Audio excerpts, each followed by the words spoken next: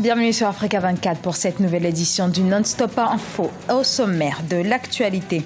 Au Burkina Faso, le Haut Conseil pour la réconciliation et l'unité nationale est entré officiellement en service. Ses membres sont mandatés pour 5 ans et auront pour mission de rechercher les responsabilités sur les crimes et toute autre violation des droits humains à caractère politique non élucidée. Le Ghana renforce son dispositif sécuritaire face au fléau du terrorisme dont est victime la sous-région. Un projet de loi a été mis en place par les autorités ghanéennes, mais il rencontre une vive opposition au Parlement. Nous verrons pourquoi. Au sommaire, toujours, un certain nombre de projets de modernisation des infrastructures routières et ferroviaires ont été lancés ces dernières années à Djibouti, une politique qui a permis d'améliorer l'économie nationale alors très peu diversifiée. Mais au Congo, Brazzaville, tout d'abord, c'est désormais officiel. Le président sortant, Denis Sassou Nguesso, remporte la présidentielle du 20 mars dès le premier tour avec plus de 60% des suffrages. Guy Briefs Parfait Kolela arrive deuxième avec un peu plus de 15% des suffrages, suivi du général Jean-Marie Mokoko qui obtient un score légèrement en dessous des 14%.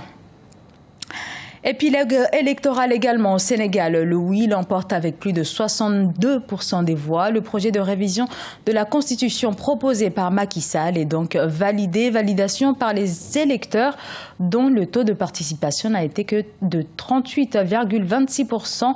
Le projet de révision de la Constitution propose en 15 points de modifier notamment la durée des prochains mandats présidentiels de 7 à 5 ans.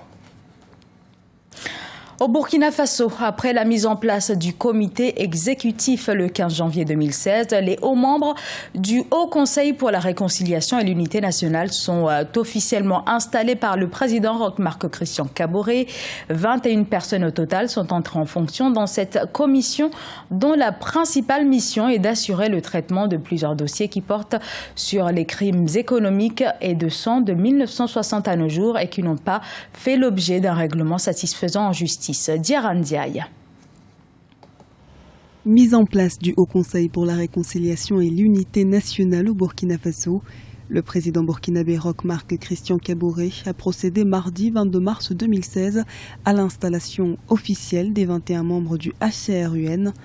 Répondant à une promesse de campagne au sujet du processus de réconciliation nationale, le chef de l'État a choisi de concrétiser sa parole en mettant l'accent en faveur de la paix, la cohésion nationale et la lutte contre l'impunité. Au-delà du traitement des cas spécifiques des crimes de sang, des crimes politiques, des crimes économiques et des traumatismes divers dont il faut éviter la récidive, il est utile et indispensable d'appréhender les causes de ces transgressions et d'en éradiquer les germes et les causes depuis leur racine. En un mot, la nation demande au Haut Conseil pour la réconciliation et l'unité nationale d'établir un ordre nouveau, débarrassé des violences de diverses natures et d'atteintes variées aux droits humains. Avec la mise en place du Haut Conseil pour la réconciliation et l'unité nationale, l'ambition des autorités est donc d'ouvrir une nouvelle page dans l'histoire institutionnelle du Burkina Faso. Un vaste chantier toutefois confronté à certains obstacles non négligeables. Ce Haut Conseil pose tout de même certaines questions. Et l'une des questions, c'est celle de la force juridique des recommandations et des conclusions qu'il rendra.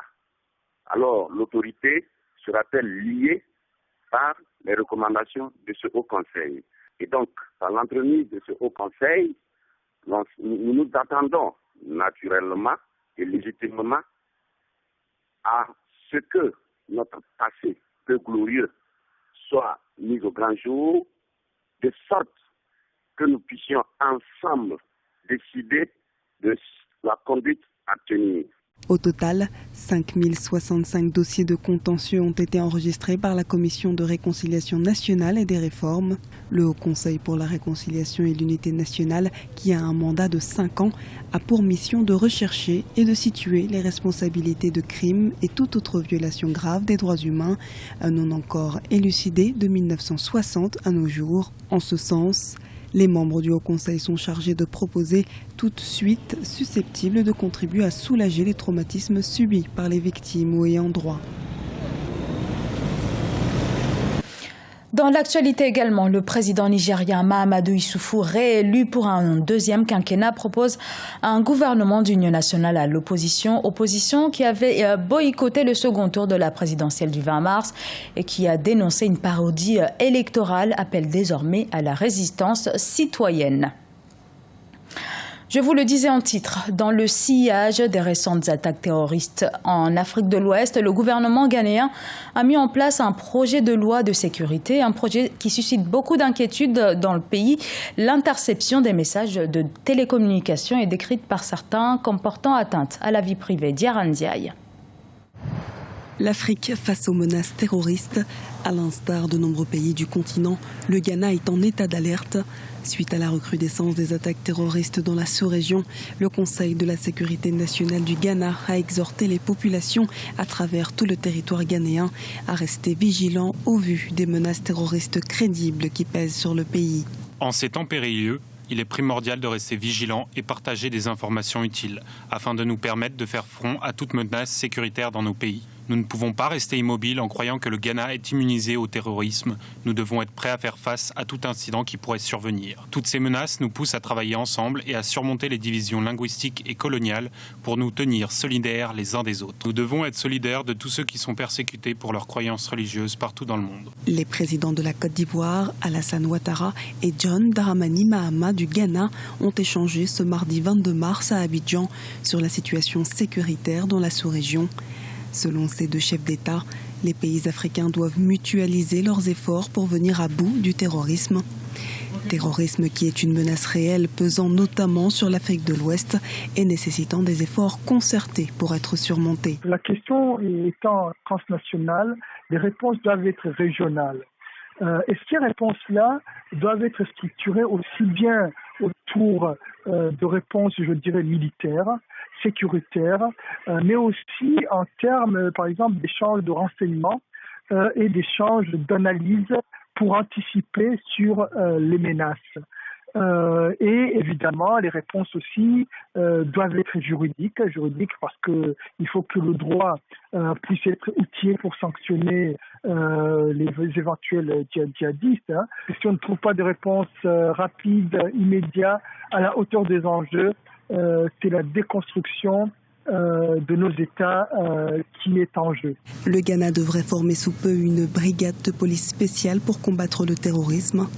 Toujours dans le sillage des récentes attaques terroristes en Afrique de l'Ouest, le gouvernement ghanéen a mis en place un projet de loi de sécurité controversé au Parlement. Y figure notamment l'interception des colis postaux et des messages de télécommunication.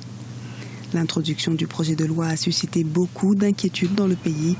Certains députés le qualifient de projet de loi d'espionnage.